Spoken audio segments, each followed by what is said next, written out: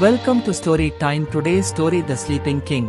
ஒரு காலத்தில் அரசவை வாழ்க்கையில் சலிப்புற்ற ஒரு அழகான இளவரசி இருந்தாள். அவள் ராஜாவின் மகள் என்பதால் தன் வயதுடைய மற்ற குழந்தைகளுடன் விளையாட அவளால் செல்ல முடியவில்லை. அவள் தன் அறைக்கு வெளியே உள்ள பால்கனியில் இருந்து அவர்களை பார்ப்பாள். அவள் பால்கனியில் தனியாக விளையாடும் போது கோட்டை சுவர்களுக்கு அப்பால் ஆயிரக்கணக்கான சாகசங்களை செய்ய வேண்டும் என்று கனவு காண்பாள். ஒரு நாள் அவள் வளர்ந்ததும் இளவரசி கோட்டை தோட்டங்களுக்கு வெளியே தெருவில் குழந்தைகள் பாடிக்கொண்டிருந்த ஒரு பாடலை கேட்டாள். ராஜா தூங்குவார், சான் ஜுவானின் அதிகாலை வரை எழுந்திருக்க மாட்டார். இந்த பாடல் இளவரசியை மிகவும் ஆச்சரியப்படுத்தியது. அவள் ஒரு சிறுமியை அழைத்தாள். நீ என்ன பாடுகிறாய் என்று இளவரசி கேட்டாள். நாங்கள் தூங்குவதற்கு முன் எங்கள் அம்மா சொல்லும் கதை இது என்று சிறுமி பதிலளித்தாள். தயவு செய்து அதை என்னிடம் சொல்லுங்கள் என்றாள் இளவரசி. சிறுமி அவளிடம் கதையைச் சொன்னாள். இங்கிருந்து வெகு தொலைவில் உள்ள ஒரு கோட்டையில் ஒரு ராஜா இருப்பதாக என் அம்மா கூறுகிறார். அவர் ஒரு மந்திரத்தில் சிக்க வைக்கப்பட்டு வருடம் முழுவதும் தூங்கி கழிக்கிறார். சான் ஜுவான் நாளின் அதிகாலையில் மட்டுமே அவர் எழுந்திருப்பார். யாரும் அவரது படுக்கைக்கு அருகில் காத்திருக்கவில்லை என்றால் அடுத்த ஆண்டு வரை அவர் மீண்டும் தூங்கச் செல்வார். அவர் ஒரு இளவரசியை சந்தித்து அவளை மணக்கும் வரை அவர் மந்திரத்தில் இருப்பார். இந்த கதை இளவரசியை கவர்ந்தது. மர்மமான கோட்டை எவ்வளவு தூரம் என்று அவள் கேட்டாள். அந்த சிறுமி, எனக்கு தெரியாது, ஆனால் என் அம்மா அங்கு செல்ல நீங்கள் ஒரு ஜோடி இரும்பு காலணிகளை அணிய வேண்டும் என்று கூறுகிறார் என்று பதிலளித்தாள். எனவே இளவரசி தனக்கு ஒரு ஜோடி இரும்பு காலணிகள் செய்து தர உத்தரவிட்டாள். அவை அழகாக இருந்தாலும் கடினமாக இருக்க வேண்டும் என்று அவள் வலியுறுத்தினாள். அவள் காலணிகளை பெற்றதும் அவற்றை அணிந்து கொண்டு இதுவரை யாரும் நுழைய துணியாத ஒரு மாயாஜால காட்டிற்கு நடந்தாள். ஒரு கனிவான வயதான பெண்மணி ஒரு வெட்டவெளியில் தோன்றி எங்கே போகிறாள் என்று கேட்டார். இளவரசி, சான் ஜுவானின் அதிகாலை வரை எழுந்திருக்காத தூங்கும் ராஜாவின் அரண்மனையை நான் தேடுகிறேன். அது எங்கே இருக்கிறது தெரியுமா என்று பதிலளித்தாள். அந்த இடத்தை பற்றி அந்த வயதான பெண்மணிக்கு எதுவும் தெரியாது. ஆனால் அவளுடைய குழந்தை சூரியன் உதவ முடியும் என்று அவள் பரிந்துரைத்தாள். ஆனால் கவனமாக இரு. நீ அவனை பார்க்கும்போது உனக்கு ஏதாவது தீங்கு நேரிடும் என்று நான் பயப்படுகிறேன். அவன் மிகவும் கோபக்காரன் என்று வயதான பெண் எச்சரித்தாள்.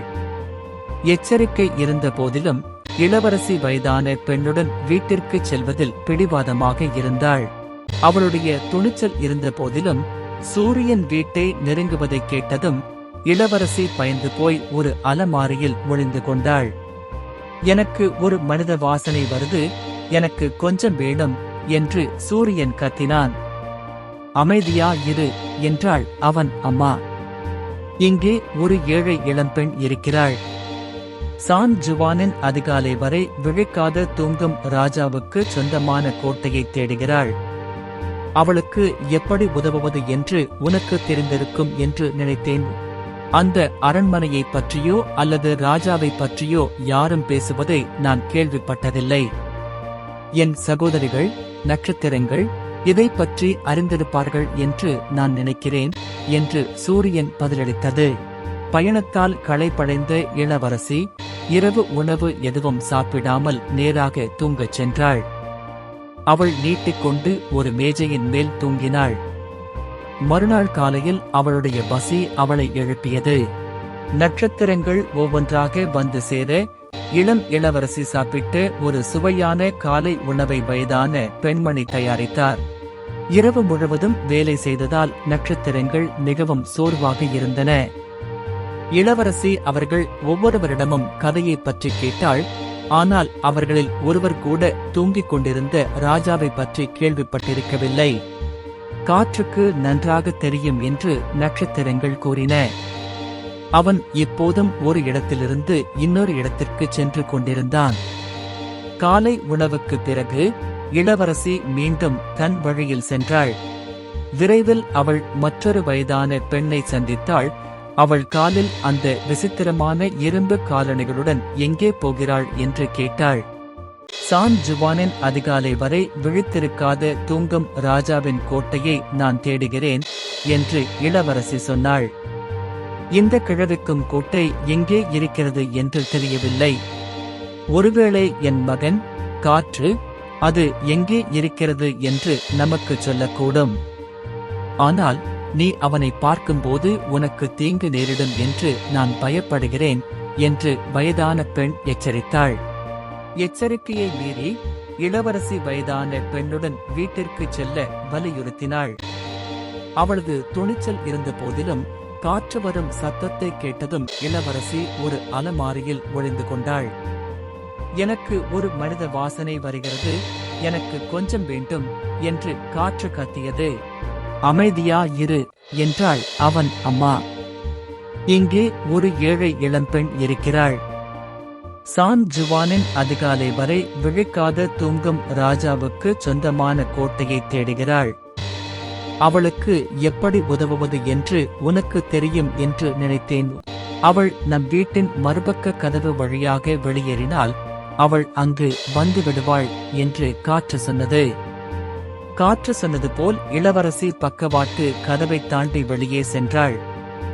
சிறிது தூரம் நடந்த பிறகு அவள் வெறுங்காலுடன் இருப்பதைக் கண்டாள். இரும்பு காலணிகள் சிதைந்து விட்டன. ஆச்சரியப்பட்டு அவள் மேலே பார்த்தாள். ஒரு அற்புதமான கோட்டையையும் அதன் நுழைவாயில் திறந்திருப்பதையும் கண்டாள். அவள் ராஜாவை கண்டுபிடிக்கும் வரை கோட்டையின் எல்லா அறைகளிலும் ஓடினாள். அவர் ஒரு ஆடம்பரமான படுக்கையில் தூங்கிக் கொண்டிருந்தார். அவர் கனிவானவராக தோன்றினார். அவர் மிகவும் ஆழ்ந்த தூக்கத்தில் இருந்தார். கதையை வாழ்வது அவள் நினைத்ததை விட அற்புதமாக இருந்தது. அவள் பெருமூச்சு விட்டு அவன் படுக்கையின் தலைப்பலகையில் அமர்ந்தாள். நாட்கள், மாதங்கள், பருவங்கள் கடந்துவிட்டன. இளவரசி கோட்டையில் வசிக்கும் அனைவரையும் அறிந்தாள். தூங்கிக் கொண்டிருந்த ராஜா விழித்தெழும் வரை அவர்கள் காத்திருந்தனர். ஆனால் எதுவும் நடக்கவில்லை.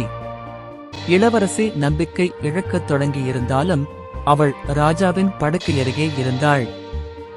ஒரு நாள் இளவரசி இனிமையான இசையை கேட்டாள்.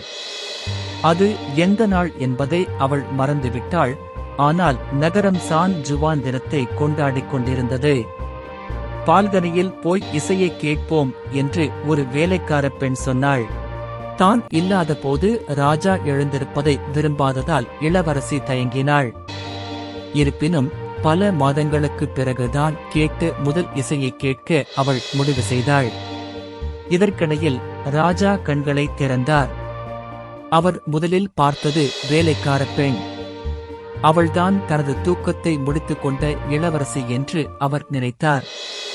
உண்மையான இளவரசி திரும்பி வந்தபோது ராஜா அவளுடைய அழகை பாராட்டினார்.